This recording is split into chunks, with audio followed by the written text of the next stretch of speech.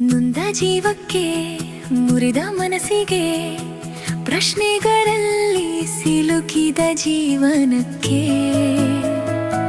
ಬೆಳಕಿಗಾಗಿ ಅಲೆಯುವ ಹೃದಯಕ್ಕೆ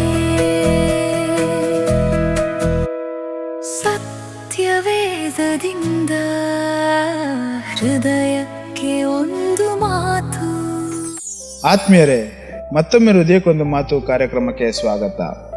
ಇಂದು ನಾವು ನೋಡ್ಲಿಕ್ಕಿರುವಂಥದ್ದು ಆದಿಕಾಂಡ 18ನೇ ಅಧ್ಯಾಯ, ವಚನಗಳು 16ರಿಂದ 33ರವರೆಗೆ. ಪ್ರಿಯರೇ, ಸಂಭಾಷಣೆ ಇನ್ನ ಮುಗಿಯಲಿಲ್ಲ. ದೇವರು ಹೊರಡಲು ತಯಾರಾಗಿದ್ದಾರೆ. ಆದರೆ ಹೊರಡುವ ಮುನ್ನ ಇನ್ನ ಒಂದು ವಿಷಯ ಉಳಿದಿದೆ.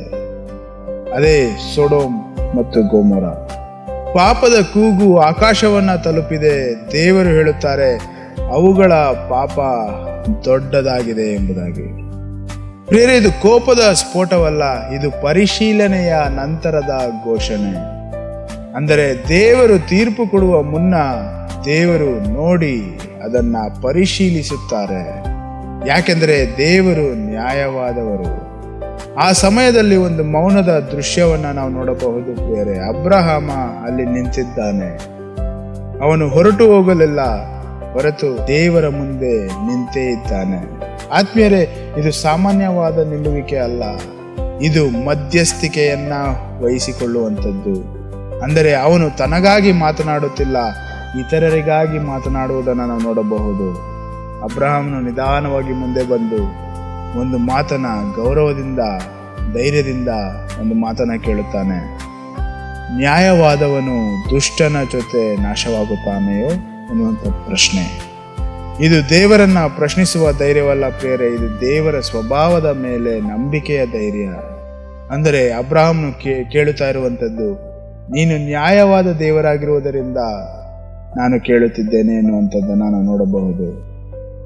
ನಂತರ ಸಂಖ್ಯೆಗಳು ಶುರುವಾಗುತ್ತದೆ. ಅಲ್ಲಿ 50 ಜನ ಇದ್ದರೆ ಎನ್ನುವಂಥ ಪ್ರಶ್ನೆ. ದೇವರು ಉತ್ತರಿಸುತ್ತಾರೆ, ಉಳಿಸುವೆನು ಎಂಬುದಾಗಿ. ಅಬ್ರಹಾಂ ಮತ್ತೆ ಕೇಳುತ್ತಾನೆ, 45 ಜನ, 40 ಜನ, 30 ಜನ, 20, 10. ಪ್ರತಿ ಬಾರಿ ಅಬ್ರಹಾಮನ ಧ್ವನಿ ಸ್ವಲ್ಪ ನಿಧಾನವಾಗುತ್ತದೆ, ಆದರೆ ನಿಲ್ಲುವುದಿಲ್ಲ.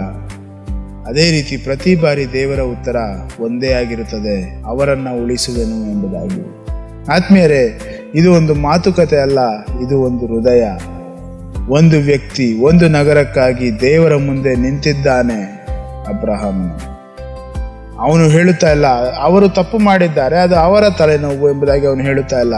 ಅವನು ಕೇಳುತ್ತಾ ಇರುವಂಥದ್ದು, ಇನ್ನೂ ಕರುಣೆ ಇದೆಯಾ ದೇವರೇ, ಇನ್ನೂ ಸಾಧ್ಯ ಇದೆಯಾ ದೇವರೇ ಎನ್ನುವಂಥದ್ದಾಗಿ. ಇಲ್ಲಿ ನಾವು ದೇವರ ಹೃದಯವನ್ನು ನೋಡುತ್ತೇವೆ. ದೇವರು ನ್ಯಾಯವಾದವರು ಆಗಿದ್ದರೂ ನಾಶ ಮಾಡಲು ಆತುರ ಪಡುತ್ತಾ ಇಲ್ಲ.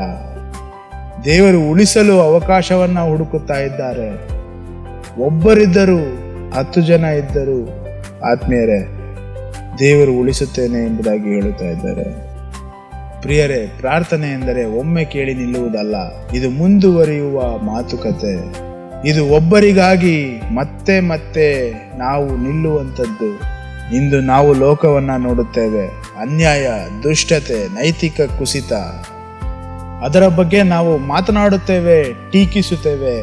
ಆದರೆ ಪ್ರಶ್ನೆ ಇದು, ನಾವು ಅಬ್ರಹಾಮನಂತೆ ನಿಂತಿದ್ದೇವಾ? ಯಾರದಾದರೂ ಜೀವನಕ್ಕಾಗಿ ದೇವರ ಮುಂದೆ ನಾವು ನಿಂತಿದ್ದೇವಾ?